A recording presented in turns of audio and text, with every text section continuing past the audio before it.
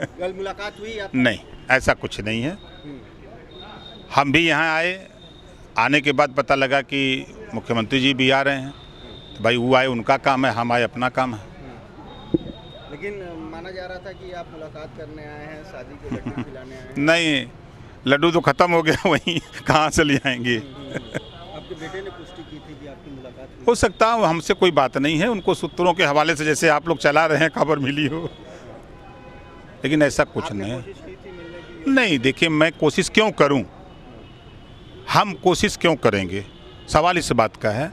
देखिए हम जिन मुद्दों को लेके आप लोगों के बीच में आज हम 20 साल से हैं, चाहे वो जातिवाद जनगणना हो, चाहे घरेलू बिजली का बिल माफ़ी का हो, चाहे पूर्वांचल राज्य बनाने का हो, चाहे शराबबंदी का मामला हो, चाहे एक समान अनिवार्य फ्री शिक्षा का हो, चाहे घरेलू बिजली का बिल माफ़ी का हो, चाहे गरीबों के इलाज फ्री का हो, महिलाओं की आधी आबादी लोकसभा विधानसभा में आधी सीटें आरक्षित कराने का हो, आधी सीटें नौकरियों में महिलाओं के लिए आरक्षित कराने का हो, इन सब मुद्दों को लेकर के एक पार्टी का नाम बताए कि इन मुद्दों पर कोई कायम हो।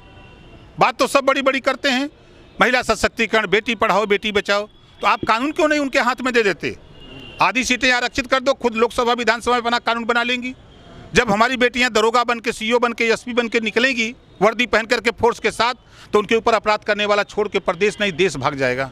जातिगत, लेकिन इन्हीं मुद्दों में से जातिगत जनगणना की बात आपने जोर शोर से उठाई थी और अभी भी उठाते हैं। समाजवादी पार्टी उसको लेके एक मुहिम चला रही है, हर जगह जगह उसकी मांग कर रही है, कांग्रेस भी इसी रास्ते पे चल रही है, तो आप क्यों नहीं इन लोगों के साथ जुड़े? हम तो आज भी आपके सामने कह रहा हूँ, बराबर कहता हूँ कि अखिलेश जी, मायावती जी, सोनिया जी, नीतीश जी, जयंत जी जिस दिन एक मंच पर आने का ऐलान करें, 2 घंटा पहले हमको बता दें प्रदेश के किसी कोने में, हम उन लोगों से पहुंचने से पहले उनके यहाँ पहुंच जाएंगे। गठबंधन होगा? हाँ बिल्कुल होगा। हम तो चाह रहे हैं कि ये अगर कहते हैं कि पिछड़े दलित के साथ अन्याय हो रहा है, अल्पसंख्यक के साथ अन्याय हो रहा है, तो ये लोग इकट्ठा क्यों नहीं होते हैं? क्या कारण है? यही लोग दुश्मन हैं, यही दोनों लोग नहीं चाहते हैं कि पिछड़े दलित का हित हो। अखिलेश जी और मायावती जी क्यों नहीं इकट्ठा होते हैं? लेकिन अखिलेश यादव से लेकर कांग्रेस तक ये मांग तो पूरी मांग करने से होगा, जब सत्ता में थे तब नहीं याद आता है, सत्ता से बाहर आते हैं तब याद आता है। डबल इंजन की सरकार उस समय थी, सपा की सरकार थी, यहाँ दिल्ली में समर्थन था, बसपा की सरकार थी, समर्थन था, तब नहीं याद आया कि जातिवाद जनगणना करा दें, एक समान अनिवार्य फ्री शिक्षा लागू कर दें, बिजली का बिल माफ़ कर दें गरीबों का। इस बारे में सत्ता पक्ष की किसी से बात चल रही है? किसी से कोई बात नहीं भैया, हम एकदम जैसे आपसे मिलते हैं वैसे ही सबसे मिलते हैं। नज़दीकियाँ लगातार बढ़ती जा रही हैं, प्रदेश अध्यक्ष भी आए थे आपके घर, आपके यहाँ शादी में आने वालों की काफ़ी चर्चा थी, तो हमारे यहाँ तो जयंत चौधरी जी भी आए थे, सपा के भी दर्जन भर नेता आए थे, मुख्यमंत्री अखिलेश जी के द्वारा भेजे गए वाहक भी आए थे, सभी लोग, बसपा के नेता आए थे, कांग्रेस के नेता आए थे, बीजेपी के नेता आए थे।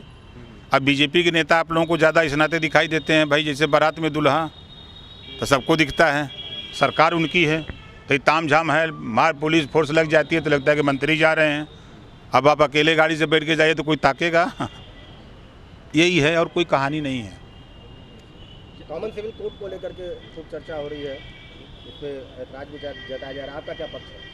देखिए किसी चीज़ को के विषय में ये जब विपक्ष का अगर गलत हो रहा है तो ये सारे विपक्ष इकट्ठा होकर के सत्ता पक्ष से बात क्यों नहीं करते कि ये गलत हो रहा है, इसको इससे सही करो।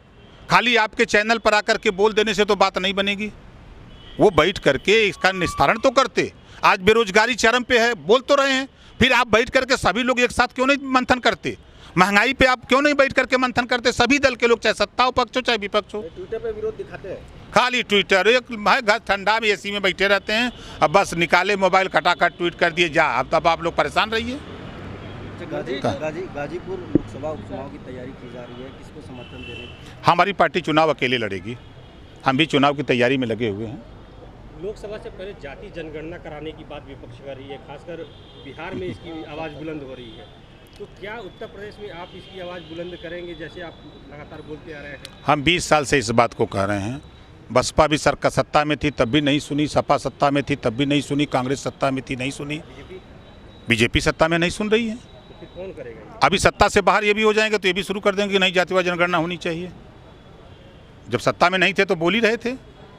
ऐसा नहीं है कि जो चीज़ें हैं संविधान के दायरे में हैं। बाबा साहब डॉक्टर अम्बेडकर जी ने जो संविधान में व्यवस्था दिया है, हर 10 साल पे जातियों की गिनती होनी चाहिए, लेकिन उसके लिए कोई योजना नहीं, बस खाली चलो फॉर्मेलिटी पूरा करो। बिहार तो इसकी कवायद कर रहा है, तो क्या आप नीतीश कुमार के साथ रहेंगे? मैं तो बार बार कहता हूँ, नीतीश जी, लालू जी, नीतीश जी हो गए यूपी के लिए, अखिलेश जी हो गए, मायावती जी हो गए, जयंत जी हो गए, ये लोग एक साथ जिस दिन मंच पे आवे 2 घंटा पहले हमको बतावें, हम भी उस पर हाजिर रहेंगे। ठीक। एक